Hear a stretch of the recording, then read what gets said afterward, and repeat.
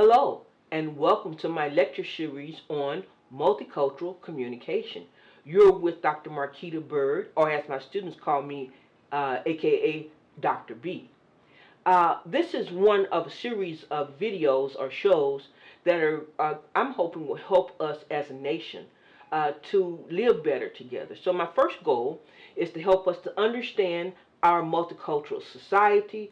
My second goal is to help us to develop communication skills that will allow us to live better in this society. Now, when I say learn more about our diverse society, learn about who we are as a country.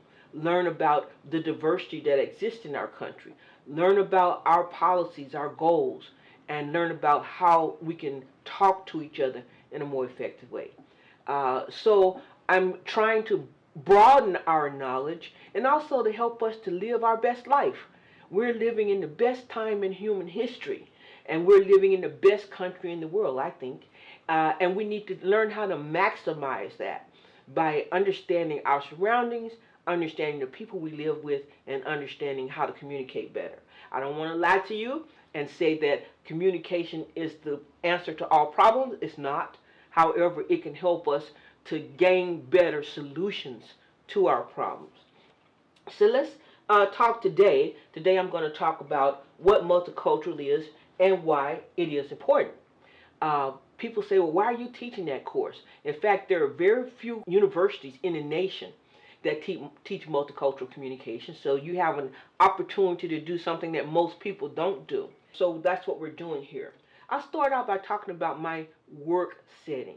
I talked about my neighborhood as being very diverse, but also my work setting is very diverse. I came here from the Midwest, and I came here 30 years ago, where people thought we didn't have very much diversity. In fact, the school where I worked at before would not let me teach this course on a regular basis. They said, oh, you can teach it every 2 years because, we really don't have any diversity. Where are we going to, see people who are different? The fact of the matter is that they really didn't understand the nature of diversity. Diversity is not just about race. Diversity is not just about ethnicity. Diversity is about differences among human beings in general. And in the state where I live, for example, we had people who were rural, we had people who were urban. That's the difference right there in the way people communicate. I was in the state of Missouri, and in that state, there's a difference between people who live north of St. Louis and south of St. Louis, because in the Civil War, the state was divided. It was a divided state right around St. Louis. And so people who come from above St. Louis tend to think a little differently, speak a little differently than people in below St. Louis. I became aware of that when I taught in schools above St. Louis, and I taught in schools in southern Mississippi, southern Missouri. And I found that students would come from St. Louis, from Kansas City, to my school in southeast Missouri and would say, where am I? Am I in the same country? Am I in the same state? So there is diversity everywhere. Of course, there are men, there are women.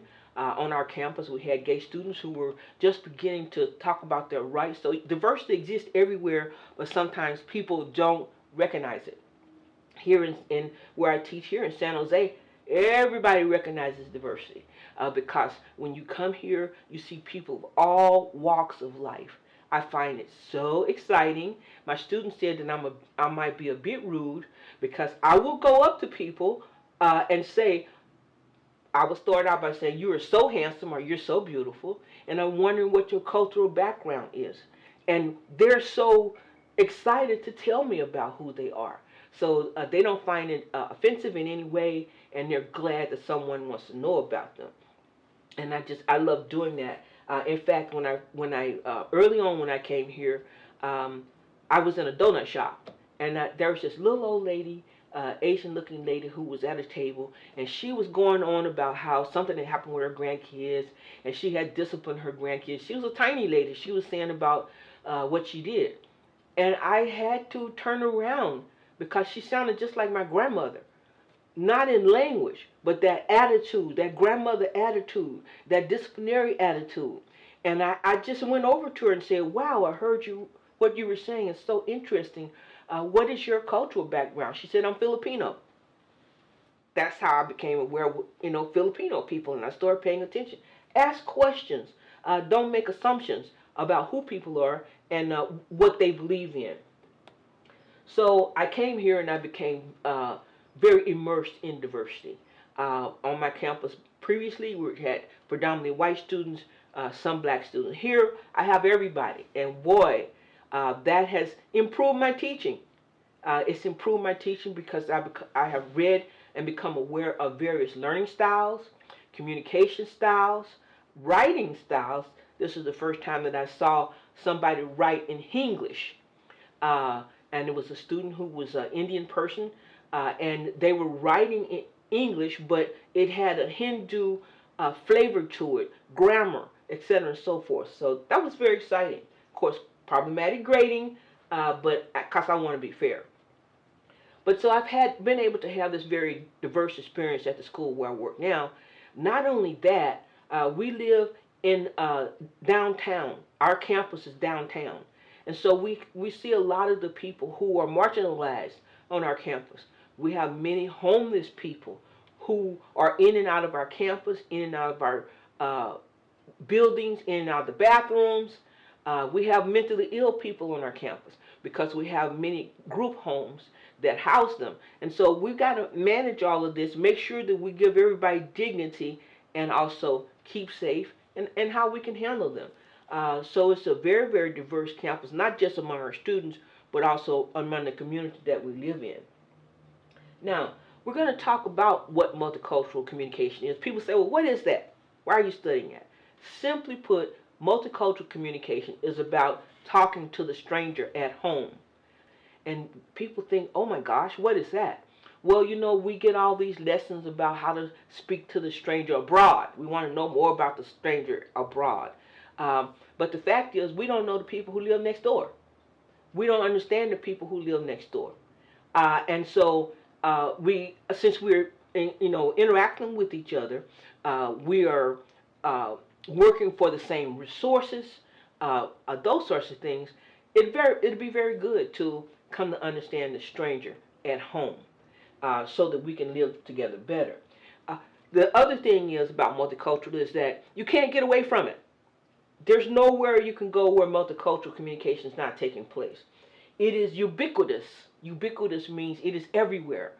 In every society, multicultural communication is taking place. It is omnipresent. It is always going on. For example, right now, as I'm filming this show, my filmographer is a young man who's young enough to be my grandson, probably. And so we have to negotiate through how we understand the process. I'm interested in what he's saying because he's a young person. He's just finished being a student. So he gives me that perspective in terms of how people are going to see these stories and how they're going to see these lectures. That is important to me. And I'm hoping that as we interact, he can learn from my experiences. So it's omnipresent and multicultural is inevitable. You will be engaged in it in your lifetime. So we're talking about multicultural communication, and what it is simply coming to understand and communicate with the person, the stranger at home.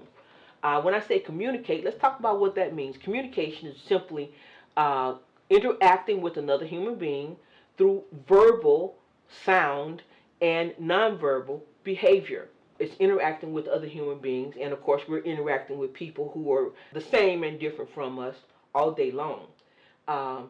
So that's what multicultural is. Also, we can do things like communicate with people through our clothing. My neighbors next door, when they get ready to go to festival, they're dressed in different traditional clothes than what I would wear. And so they're communicating something to me about what their religious beliefs might be, how they see importance in their celebrations. So we can communicate with our clothing. There used to be a time, for example, when college professors dressed a certain way. And they, be the jeans and jacket. Of course, that was for the males. Women in dresses and suits. Now, very often you come on campus and you don't know who is who. And my relatives would get on me sometimes and say, "Oh my God, you're going to work in that?" Yeah, because that's how college professors dress now. And so, yeah, things have changed, and that's great.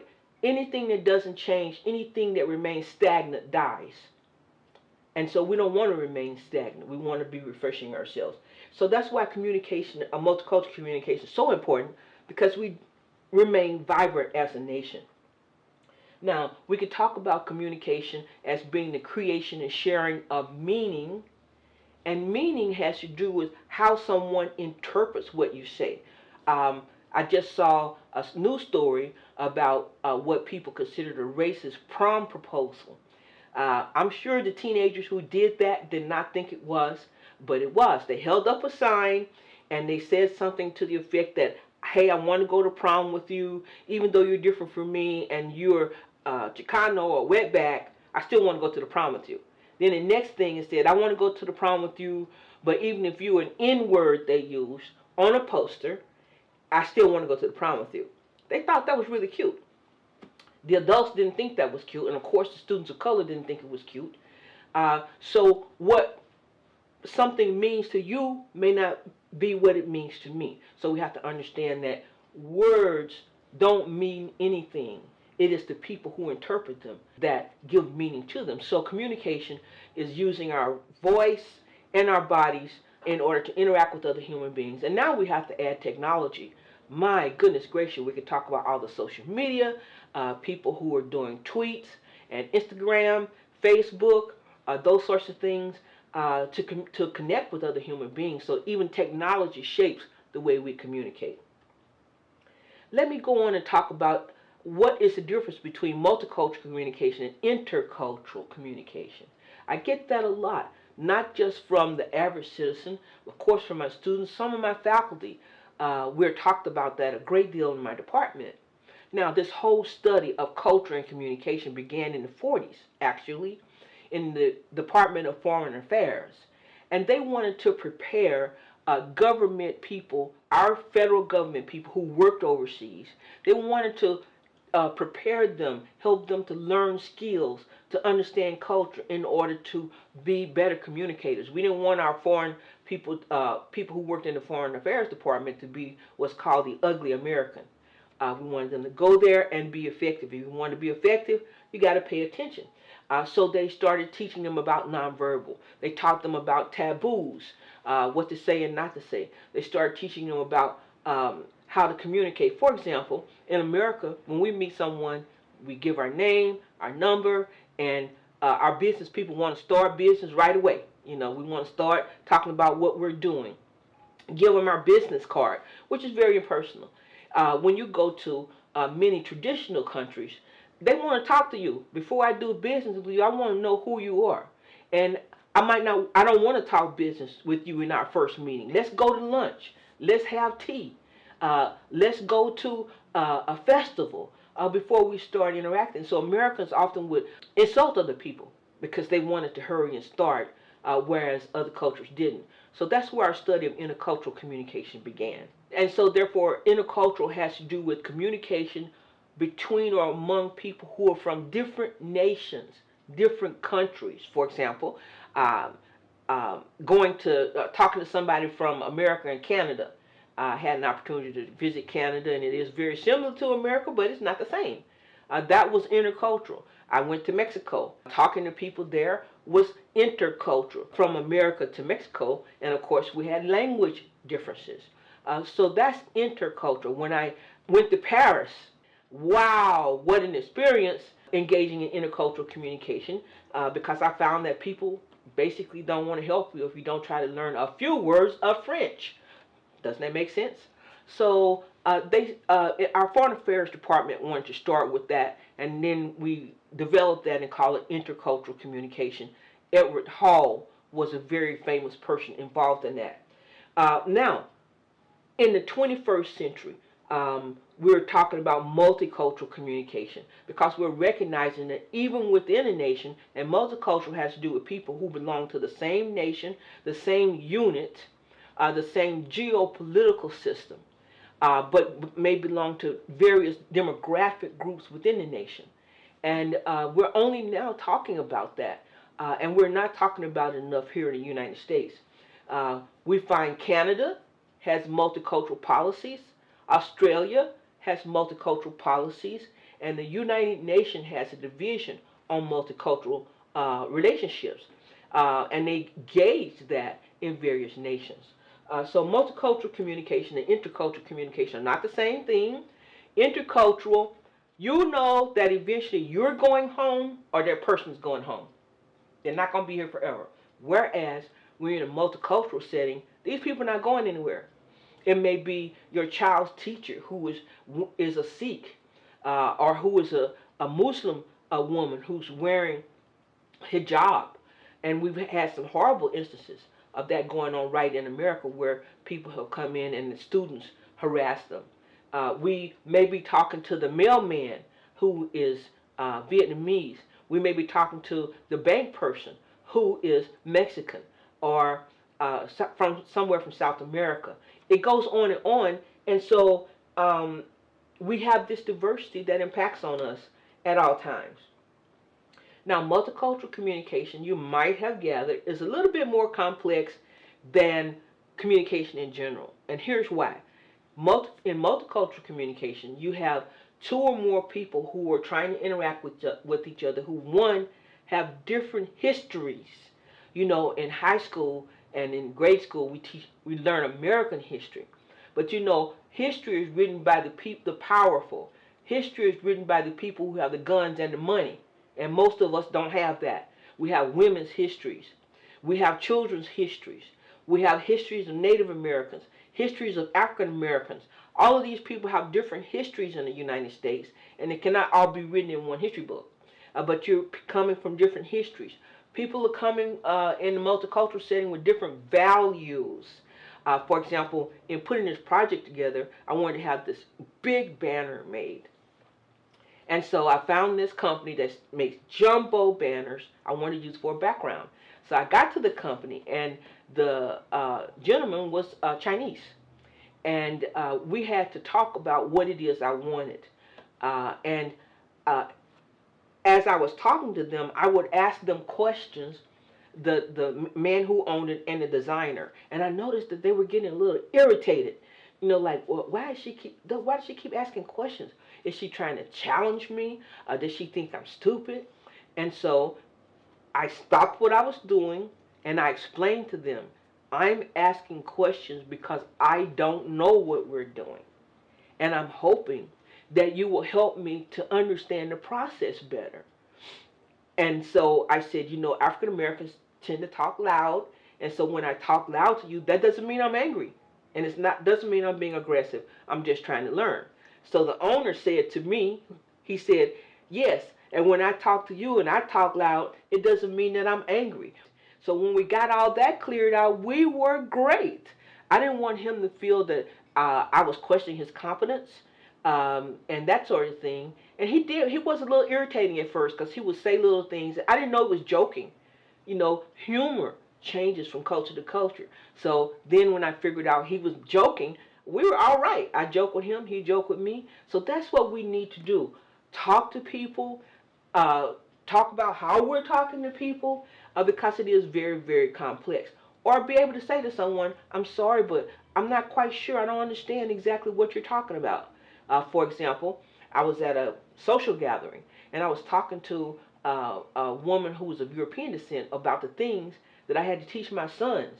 I talked to her about the fact that I had to teach my sons how to walk on the street and try to be safe. I had to talk to them about how they should interact with the police and try not to get killed. And she was stunned and said, I don't see why you have to talk to your children like that. I said, because they're African American males and they don't have the freedom that people of European descent have in the United States. She started crying. She started crying because she just had never thought about that. So as we come from different backgrounds, we need to talk about those things. So let me go on to say that multicultural communication can be simplified if we understand that human beings are but a variation on a theme. We look at each other and we treat each other like we're very, very different from each other. Sort of like the story Dr. Seuss wrote called The Sneetches. You should get that book for your kids. The Sneetches is a story about these mythical beings, and half of them had a clear belly, and the other half had a star on their belly. Now, the ones that had stars on their belly thought that they were the most important, and they deserved all of the benefits of society, whereas the people who didn't have a star weren't special and were not given the benefit of having all the resources. Then one day something changed, and the people without the star got the star, and the other ones lost the star. Now we got a different interpretation of everything that's going on. And they had to finally come to the conclusion, hey, we're all Sneetches. Whether we have a star or not, we're still all Sneetches. We got to live in this area. We got to get food. We got to raise our kids. So let's come together. It's a fantastic book. You should get it. So today I've talked about 3 things. What is communication, which is important to understand? What is multicultural communication? And how multicultural and intercultural are different. I want to thank you today for being with me as we explore the nature of multicultural communication. As you can tell, it's a topic that's very dear to me. Talking about how people are the same yet different. I look at you and I can see that you're a human being, you're breathing, you're corporeal, you've got 2 feet, 2 arms, 2 hands, etc. and so forth. In those ways, we are the same, and yet we are different. Maybe we got different skin color, we got different hair texture, which mean nothing. It means nothing except how we interpret it. So this is what this series is about that I'm doing the lectures on. Today we talked about the nature of multicultural communication. I want to ask you to please check at the bottom of the video, and you will find a PowerPoint that adds to this lecture, this talk. Also outline notes in an outline. And I'll get ready to say goodbye to you today, and I hope I'll see you here next time. I want to leave you with this thought from Vulcan, spoken to us by Mr. Spock: live long and prosper.